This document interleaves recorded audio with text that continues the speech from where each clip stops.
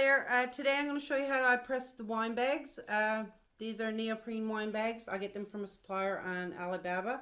I'll leave the link to my supplier in the description below if you wanted to order some. Today I'm going to be pressing this template. It says,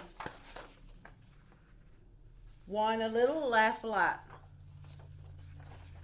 And this is my design, and it's available to purchase on Etsy on my shop. Link is in the description below. I'm going to show you how I set this up now. It's very easy to do, and I'll show you how I press these.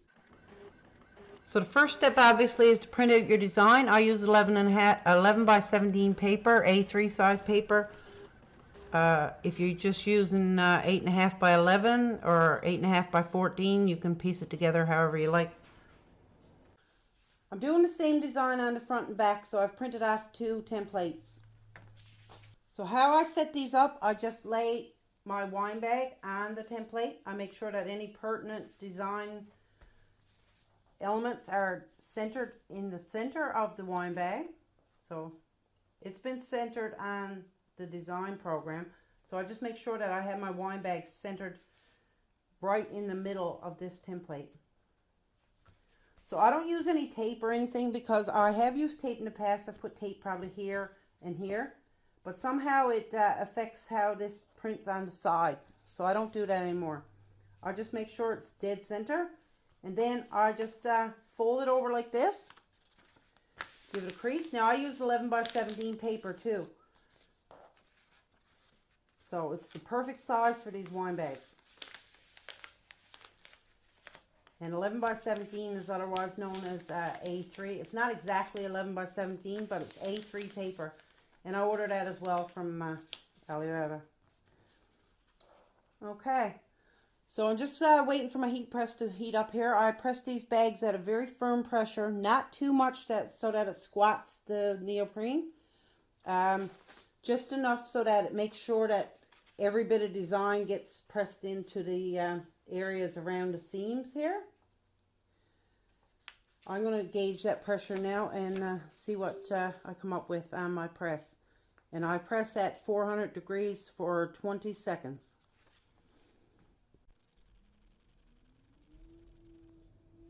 So I'm going to gauge my heat press now for pressure. I use a 15 by 15 inch heat press here. So I put the bag in on a diagonal. That's the only way it'll fit. If I put it this way, there's going to be areas that won't get covered. So I always put it in on a diagonal.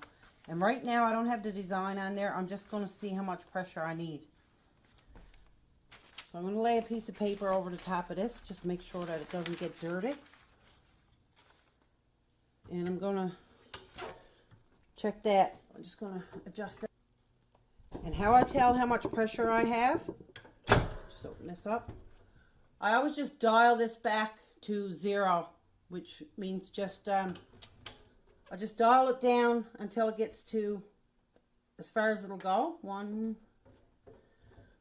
So I'm just going to see what how many rotations it takes to make that pressure. So I don't know if you can see this or not, but on the dial on my heat press, I have a piece of tape. Right now it's at the tightest pressure. It's dialed back as far as it'll go. So whenever I gauge anything for pressure, I'll just turn it a few turns. 1, 2, 3, 4, 5, 6, 7.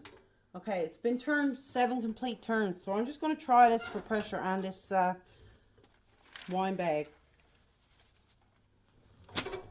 That's too tight. So 7 is too tight. I'm going to go 8. I have a piece of tape put on there, so I'll know that's a little too tight. So I'm going to try 8.5. That seems to be perfect pressure. So I'm just waiting for this to get heated up to 400 degrees now, and I'm going to press this wine bag.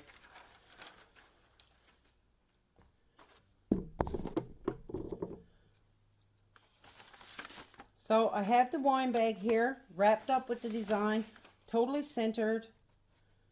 Just going to take it and flip it over, make sure it's on the diagonal, make sure none of the wine bag is close to the edge or hanging out over the edge.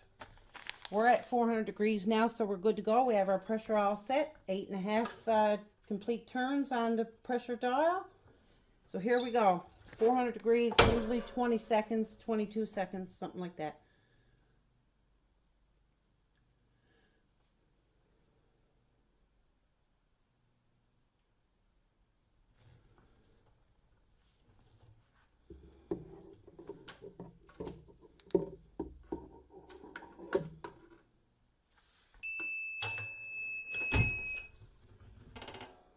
So you just grab that, flip it over, open it up,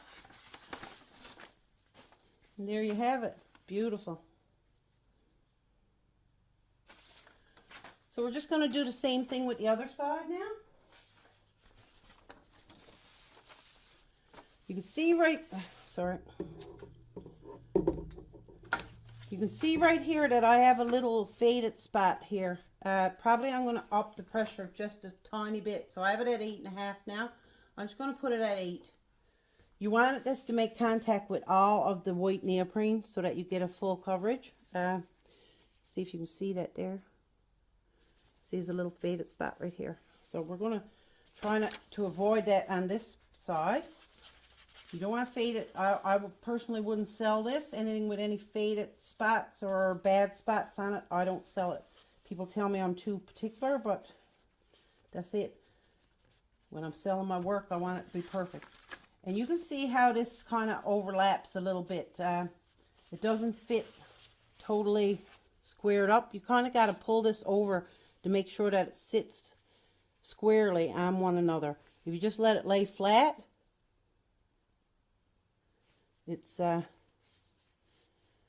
not covering properly. So you want to just slide this over and make sure that this lays flat.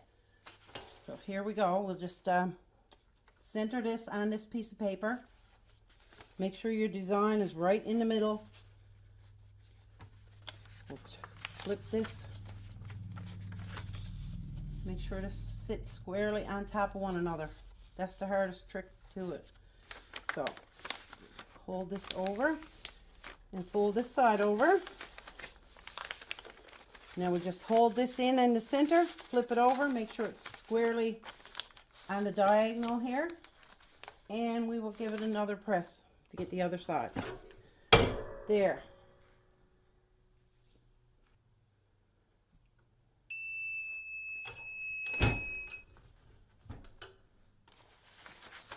It's a little hot on the fingers, but